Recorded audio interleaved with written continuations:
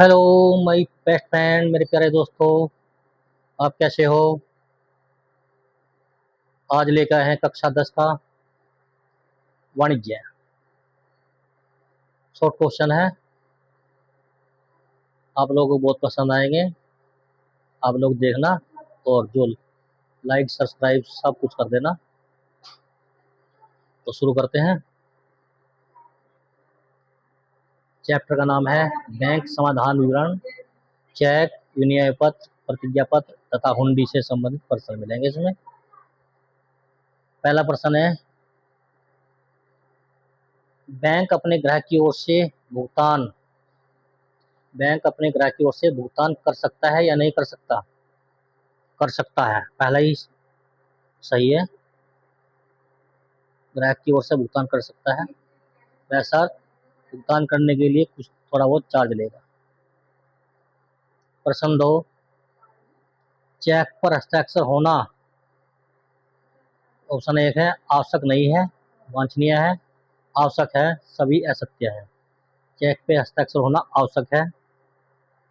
अगर चेक पे हस्ताक्षर नहीं होंगे तो कोई भी चेक लिख के उसके पैसे निकाल सकता है। प्रश्न 3, रेखांकित चेक का भुगतान नगद मिल सकता है। नंबर 2, नगद नहीं मिल सकता, ग्राहक के खाते में जमा होता है। तीनों कथन असत्य हैं। तीसरा ठीक है इसमें, क्योंकि जो रेखांकित चेक रहेगा, क्रॉस चेक रहेगा, उसका भुगतान केवल बैंक अकाउंट में ही मिलेगा। प्रश्न 4, विनिमय पत्र के पक्ष होते हैं। विनिमय पत्र में कितने पक्ष होते हैं? विनिमय पत्र में 2 पक्ष होते हैं, एक स्वीकर्ता और एक लेखक। प्रश्न 5, रोकड़ बही का शेष हो सकता है। कैसा हो सकता है? 1 प्रकार का, 2 प्रकार का, 3 प्रकार का या तीनों कथन असत्य हैं। रोकड़ बही का शेष 2 प्रकार का हो सकता है। एक रोकड़ बही के अनुसार शेष और दूसरा बैंक अधिकार के अनुसार रोकड़ बही का शेष। प्रश्न 6, बैंक अधिविकर्ष होता है। क्या होता है? नंबर 1, जब ग्राहक का रुपया बैंक में जमा होता है। गलत है। जब बैंक ग्राहक को उसकी जमा राशि से अधिक रुपया ऋण के रूप में दे देता है। प्रश्न जो ऑप्शन ठीक है, क्योंकि जो ग्राहक का जितना पैसा बैंक में जमा होगा उससे अधिक रुपया बैंक निकालने की अनुमति देता है, उसे हम बैंक अधिविकर्ष कहते हैं।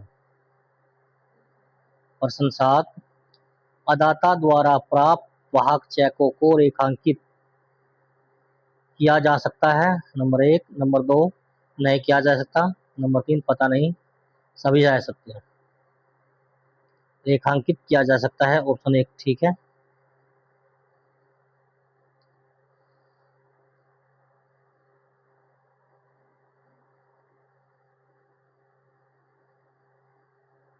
अगला प्रश्न है,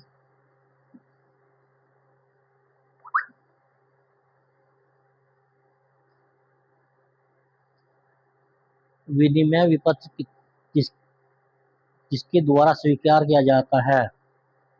विनिमय पत्र किसके द्वारा स्वीकार किया जाता है? नंबर 1, आहर्ता, नंबर 2, अदाकर्ता, नंबर 3, आदाता, नंबर 3, बैंक। अदाकर्ता के द्वारा, क्योंकि जो पैसे देगा उसी के द्वारा स्वीकार किया जाएगा। चेक का रेखांकन नहीं कर सकता। कौन नहीं कर सकता? आहर्ता, भुगतान पाने वाला, पट्टांकन, बैंक। भुगतान पाने वाला बैंक का चेक का रेखांकन नहीं कर सकता। नंबर 10, विनिमय विपत्र के कितने पक्ष होते हैं? विनिमय विपत्र के 3 पक्ष होते हैं। नंबर 1 होता है लेखक, स्वीकर्ता और थर्ड पार्टी, बेचान पात्र।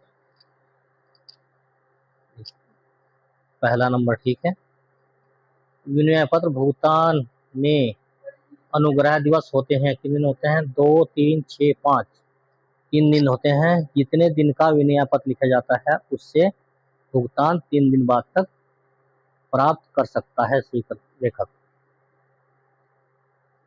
प्रश्न 12, विनिमय विपत्र का लेखक होता है आहर्ता। आहर्ता को कहते हैं ड्रावर। प्रश्न 13, बैंक समाधान विवरण किसके द्वारा बनाया जाता है? बैंक समाधान विवरण किसके द्वारा बनाया जाता है? व्यापारी द्वारा, बैंक द्वारा, देनदार द्वारा, लेनदार द्वारा। व्यापारी द्वारा बनाया जाता है क्योंकि व्यापारी के एक माह में बहुत लेन देन होते हैं और उन लेन देन को मिलाने के लिए बैंक समाधान विवरण बनाया जाता है। प्रश्न 14, हुंडी की भाषा क्या है? हिंदी, अंग्रेजी, मुड़िया, संस्कृत। हुंडी की भाषा मुड़िया है। हुंडी मुड़िया भाषा में लिखी जाती है। तो दोस्तों, मेरी ये वीडियो आपको पसंद आई होगी तो आपसे रिक्वेस्ट है कि आप मेरी वीडियो को लाइक और सब्सक्राइब कीजिए। मिलते हैं अगले वीडियो में। धन्यवाद।